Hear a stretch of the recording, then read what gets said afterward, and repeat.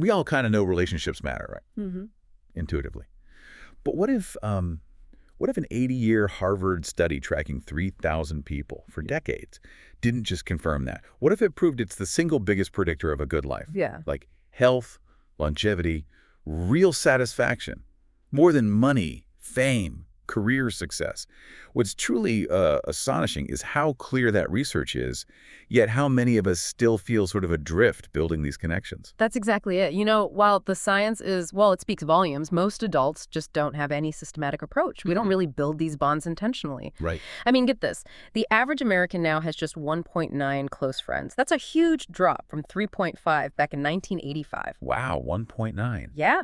And yet, people with strong social networks, they consistently report higher life satisfaction. They earn about 20% more and even live like 7 years longer. It's a huge disconnect, isn't it, between what we know matters and, well, how we actually live. That is a staggering disparity.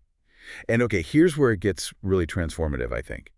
The most socially successful people, they aren't just being themselves and, hoping for the best. Not at all. They're actually approaching relationship building strategically. Like a venture capitalist looks at their portfolio. Yeah. We're talking about a deliberate method. So today we're diving into what we're calling the social capital investment strategy. It's basically a framework that helps you treat your relationships like the strategic assets they truly are. We'll even share the story of Michael, this financial analyst, who used these Harvard-backed principles, went from lonely in a new city to building this really thriving social life. So let's start with that foundation. The Harvard Study of Adult Development. Dr. Robert Waldinger, he's the current director, he's revealed something pretty profound. Yeah. It's not your cholesterol levels or blood pressure or even how much money you make at age 50 that best predicts how satisfied you'll be with life at age 80. Wow. Okay, so what is it then? It's the quality of your social connections. The research just consistently shows that strong social networks, they aren't just about feeling good. They lead to more professional success, you bounce back faster from setbacks, and you have significantly better mental and physical health all through life. That's incredible. Predicting life at 80 based on connections at 50. But okay, for someone listening, what's the big misconception here about how we build these connections? Because this research seems to fly in the face of something many of us, maybe me included, might think, I just need more friends. That's a really critical question. And yeah, the common mistake is thinking quantity over quality. The study flat out refutes that. It shows it's not about the sheer number of friends, it's about the depth, the support you get from those relationships. Right. People with just, say, 3 to 5 really deep supportive relationships, they consistently do better than folks with dozens of just, superficial connections. The big insight here is what separates those who build lasting adult friendships from those who feel isolated. It isn't luck. It's not just charisma. So it's not magic. No, it's systematic relationship investment, treating it like any other important life skill, something that needs, intention, consistency. That really reframes things, doesn't It it? So, okay, if we're going to be intentional, let's dive into this social capital investment strategy, the framework that worked for Michael. It's got 4 key parts. Now, when Michael started, he realized pretty quick he couldn't just have one type of friend, right? He needed diversity, like an investment portfolio. That's the first part, portfolio diversification theory. Yeah, and if we connect this to the bigger picture, most of us just sort of randomly collect relationships, right? Instead of intentionally building this balanced social portfolio where different relationships serve different needs. So portfolio diversification theory is basically making sure you have different types of connections doing different important jobs in your life. And the framework gives us clear categories, even with numbers, which I found super helpful. You want to aim for, first, your inner circle, like 2-4 people. These are your absolute closest confidants, right? Your emergency contacts. Exactly. Your ride or dies. Then strategic allies. Yeah. Maybe 5-8 people. These are professionally valuable folks, maybe potential personal connections too. They open doors, offer different viewpoints. Yeah, people who stretch you a bit. Then interest communities, say 10-15 people. Folks from shared activities, shared values, your hiking group, book club, volunteer team. Gives you that sense of belonging. That community feel, yeah. Next are weak ties. This is a big group, 50-plus people. Your broader network, acquaintances. These are often where surprise opportunities come from, right? People you chat with at events, maybe connect with online sometimes. Absolutely. Surprisingly powerful. And finally, mentors, mentees. Maybe 2 to 5 people. Those developmental relationships. Either learning from someone or guiding someone. Knowledge exchange. And the key thing here isn't just knowing the categories exist. It's realizing that consciously trying to build them out, it fundamentally changes how you use your energy. You redirect it towards growth, not just, getting drained. A balanced portfolio gives you resilience, support from different angles. Absolutely. Okay, so once you've got this idea of diversifying, the next step is optimizing where you put your energy, your social energy. Which brings us to component 2, Yeah. high value versus high maintenance identification. Oh man, I think we've all had those relationships that just feel like work, like a constant drain. I remember one friend, lovely person, but I felt like I needed a nap after every coffee. How do we spot these without feeling, guilty? Huh. Yeah, that's relatable. It's less about guilt, more about just objective assessment. Look for high-value relationship indicators. They're pretty clear. These people introduce you to interesting folks, they challenge you, they celebrate your wins genuinely, without competition. Yeah, it's a big one. They offer real support when things get tough, they bring opportunities, ideas into your life.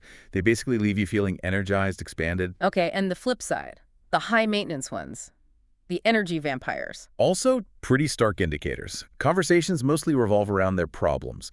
They might compete with your successes, subtly or not so subtly. They need constant validation, constant crisis management. Right. You feel like the therapist sometimes. Exactly. And they rarely reciprocate that support or investment. Time with them just leaves you feeling drained, maybe even a little resentful, if you're honest. Yeah. So the takeaway is pretty actionable. Systematically put more time and energy into those high-value relationships, and then gradually, gracefully reduce your investment in the high-maintenance ones. It's a conscious shift of your social capital, making sure your energy goes where it gives the best return for everyone involved, really. Okay, moving on. Component 3, strategic relationship building. Now, Michael, like a lot of us, probably started out just waiting for friendships to sort of magically happen. It's passive approach. Yeah, but the people who are really successful socially, they don't wait. They create systematic opportunities. So what did Michael's strategic approach actually look like? Well, Michael's approach was brilliant in its simplicity, really. Instead of just random coffee invites, he focused on joining activities that genuinely aligned with his values, places where he'd naturally meet people who cared about the same things. And crucially, he prioritized consistency over just frequency. So, like, a weekly volunteer gig is way better than hitting 5 random networking events once. Ah, consistency. Makes sense. Yeah. And he also focused on contribution, always thinking, how can I add value here? Not just, what can I get? And this is key, often missed. He systematically followed up with interesting people he met, didn't just let potential connections fizzle out. That follow-up piece is huge. Okay, and the fourth component, social ROI measurement. Now, this might sound a bit, clinical, ROI, but if you're investing time and energy, you gotta need to know what's actually working for you. Right. How did Michael figure out the return on investment for his social efforts?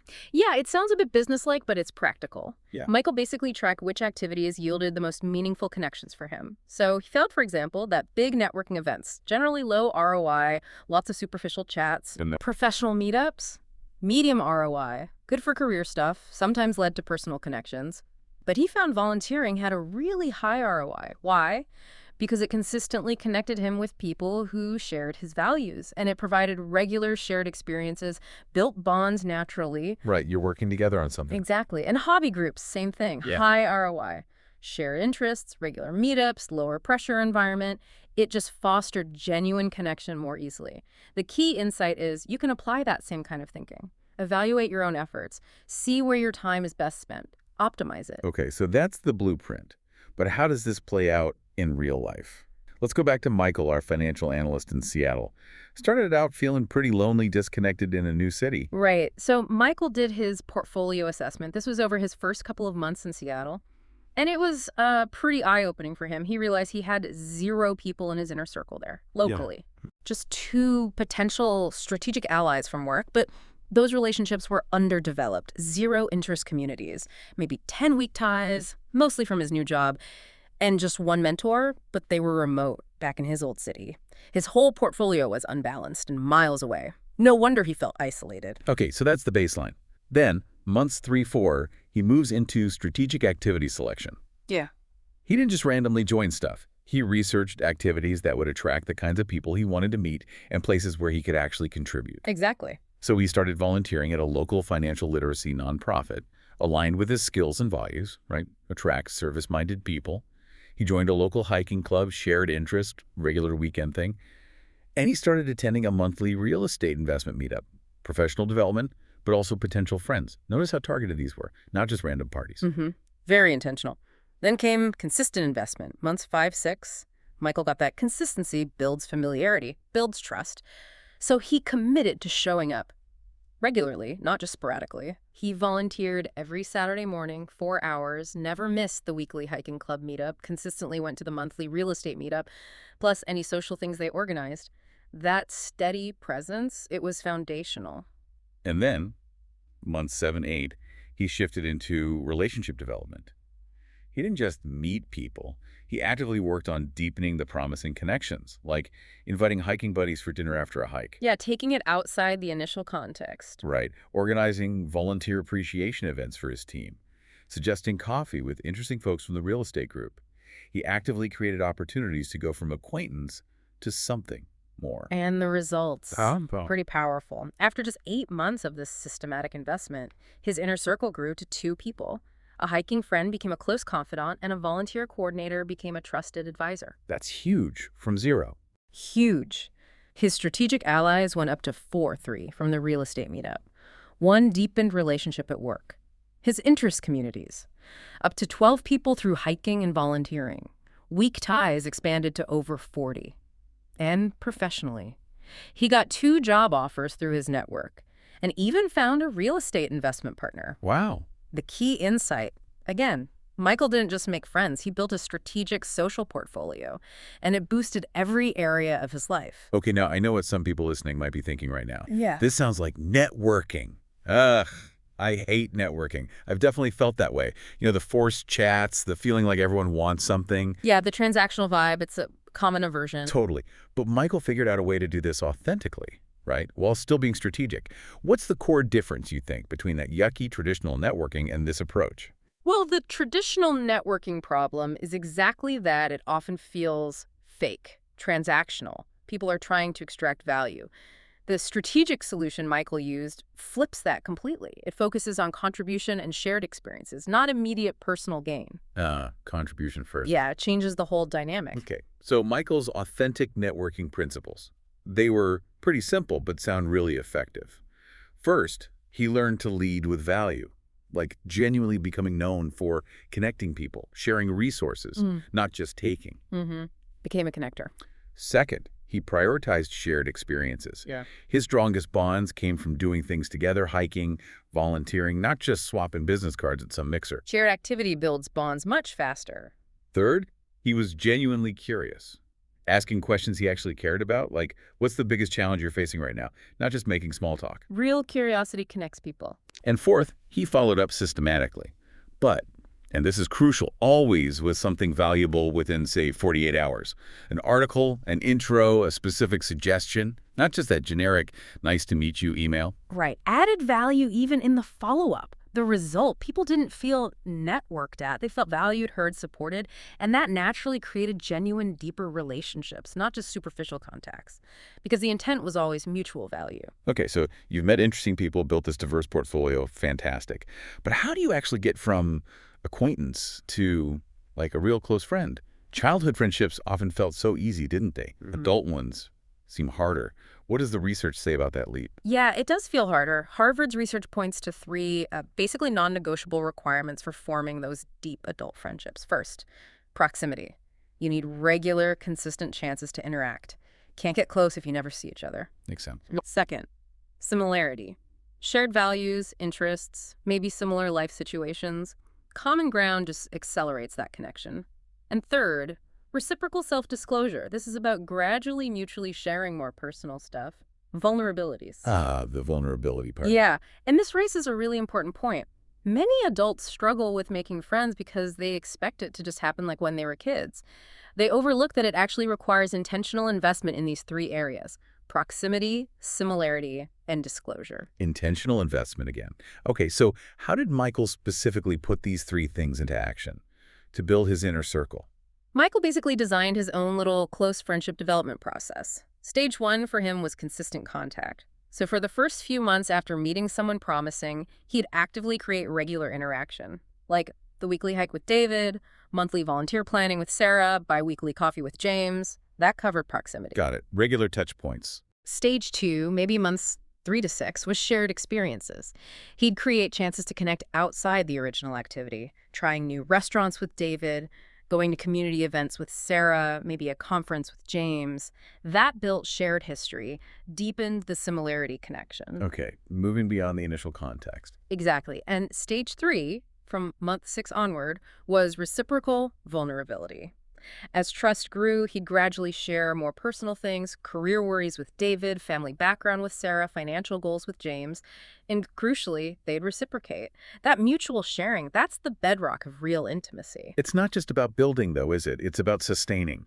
Even the best friendships can drift if you don't tend to them. So what did Michael do to maintain these important connections? Exactly right. Maintenance is key. Michael understood the long game. He actually set up a simple relationship CRM system. Yeah, he used a spreadsheet, his relationship management tool, to track things like the last meaningful contact, what he knew about their current priorities or challenges, ideas for how he could add value to them, important dates like birthdays or anniversaries. A spreadsheet. Really? Doesn't that feel a bit impersonal? It might sound like it, but he found it was his early warning system for relationship drift. It helped him see who he hadn't genuinely connected with in a while before the connection weakened too much. It was proactive, not cold. Okay, fair enough. Yeah. So he doesn't just let the spreadsheet sit there collecting dust. No, absolutely not. He'd do a quick monthly relationship review, maybe 30 minutes, just scan it, see who needs a touch point, who's going through something big where he might be able to help or connect someone.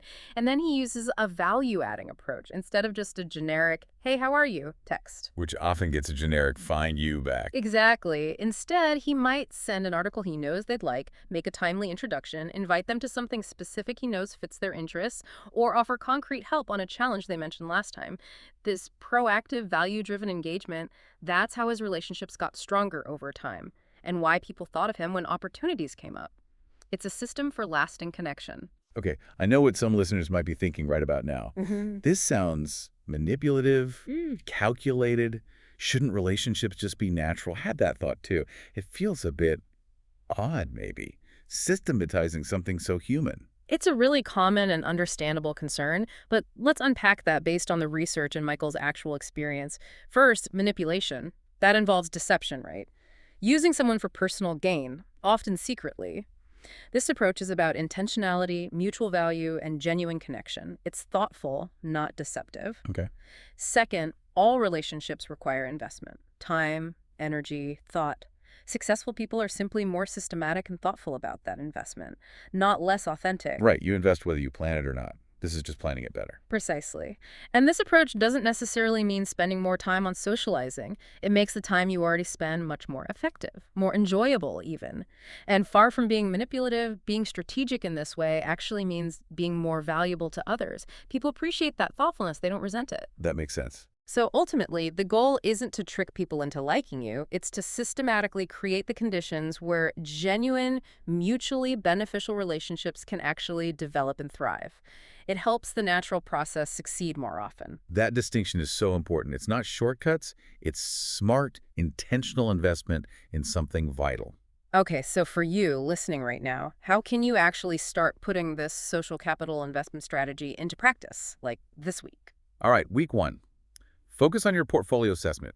Actually map out your current relationships. Use those 5 categories: inner circle, strategic allies, interest communities, weak ties, mentors, mentees.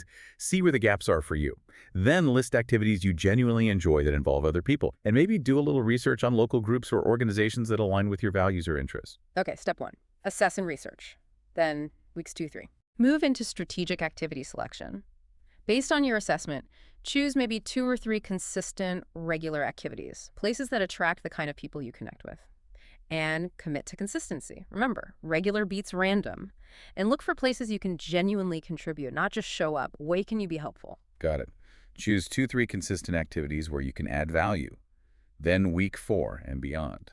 Now it's systematic relationship building. Show up consistently to those chosen activities. Focus on being helpful, being genuinely interested in others. Follow up with interesting people within, say, 48 hours. Add some value. And then gradually deepen those promising connections with more shared experiences. And crucially, do that monthly social review. Just 30 minutes. Check in. Which activities are working? Which relationships need a little tending? Where can you add value this month?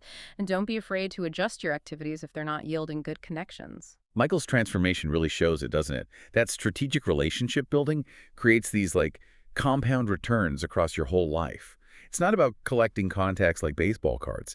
It's about systematically building a small number of high-quality relationships that genuinely make your life better. Your health, your happiness, your opportunities is really an investment in yourself. It really makes you think. Your social connections are just too important to leave to chance, aren't they? The research is just so clear on this. Quality relationships are the bedrock, the foundation of a successful, healthy, and, deeply satisfying life.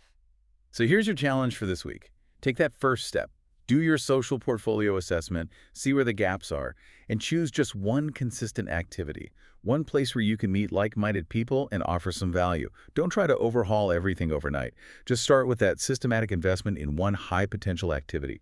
We really hope this deep dive into the social capital investment strategy helps you build that rich, supportive network you deserve.